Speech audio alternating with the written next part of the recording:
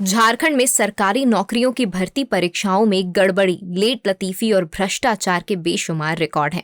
यहाँ किसी नियुक्ति परीक्षा के लिए अभ्यर्थियों से एक दो नहीं, 4-5 दफा फॉर्म भरवाए जा सकते हैं। किसी परीक्षा की तारीखें 6-7 बार टाली जा सकती हैं। मुमकिन है कि कई बार तारीखें तय करने के बाद परीक्षा ले ली जाए तो नियुक्ति प्रक्रिया पूरी होते होते 7-8-15 साल भी गुजर सकते हैं। परीक्षा पास करने के बाद नियुक्ति के लिए अदालतों के चक्कर भी लगाने पड़ सकते हैं। ऐसे में रह रहकर युवाओं और अभ्यर्थियों के सब्र का बांध छलक उठता है। वह सड़कों पर उतरते हैं तो उनके हिस्से कभी आश्वासन की गुठलियां आती है तो कभी उनकी देह पर पुलिस की लाठियां बरसती हैं। इन दिनों झारखंड के युवा एक बार फिर आंदोलित हैं।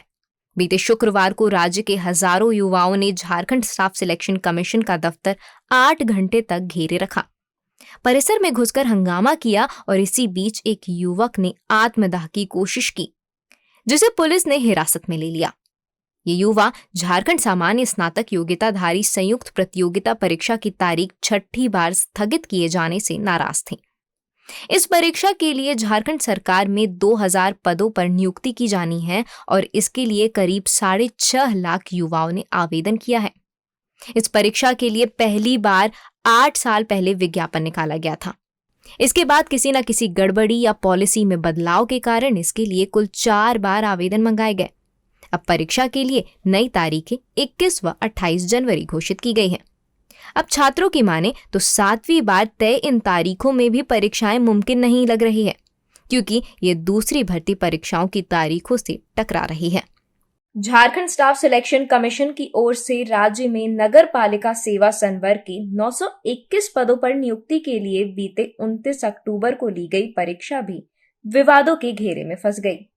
रांची, जमशेदपुर, धनबाद में कई केंद्रों पर ली गई इस परीक्षा में कई जगहों पर क्वेश्चन पेपर का सील टूटा होने, कुछ केंद्रों पर परीक्षार्थियों को OMR शीट न मिलने, बुकलेट पर सीरियल नंबर प्रिंट न होने या मार्कर पेन से लिखे होने जैसी शिकायतें मिली थी।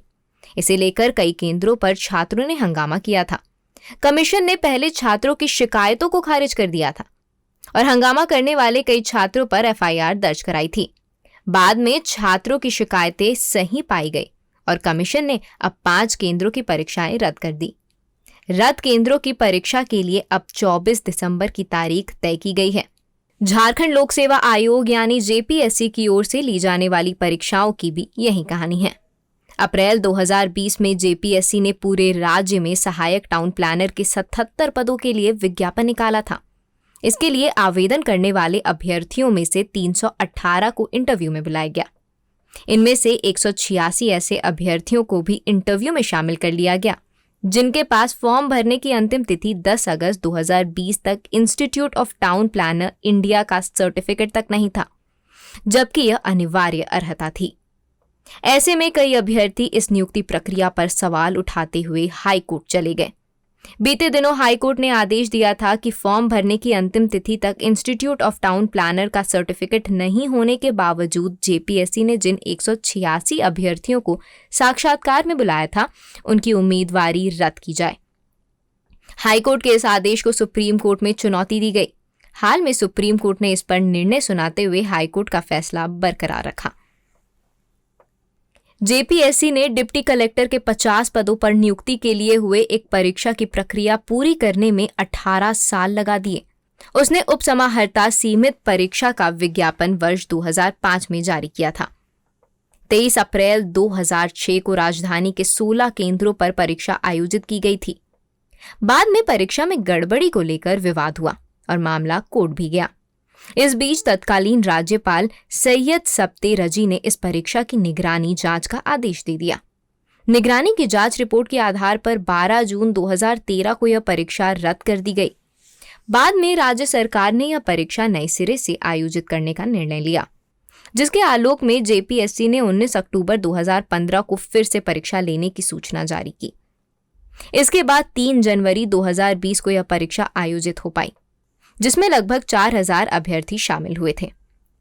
परीक्षा आयोजित होने के बाद इसके परिणाम जारी करने में JPSC ने लगभग 3 साल लगा दिए।